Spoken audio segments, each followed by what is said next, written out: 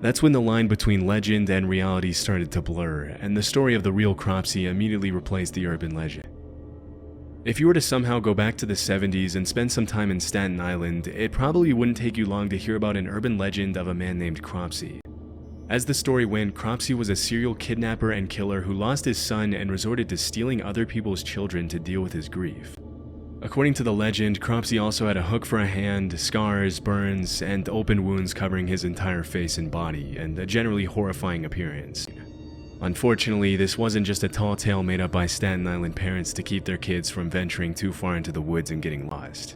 Although the legend has some obviously made-up elements such as the hooked hand and the horrifying scars and burns, at some point in the early 70s, children in Staten Island really did start disappearing.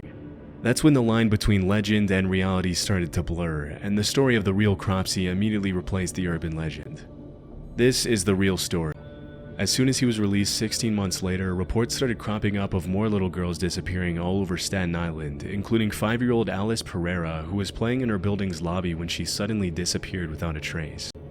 Over the next decade, Rand was the prime suspect in the disappearances and deaths of several other young girls in the area.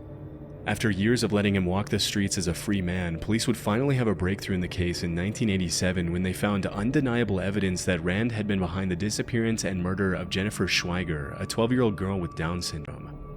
In 1988, he was sentenced to 25 years to life, and while he was behind bars, more and more evidence was found that tied him to several other disappearances in Staten Island in the 70s and 80s.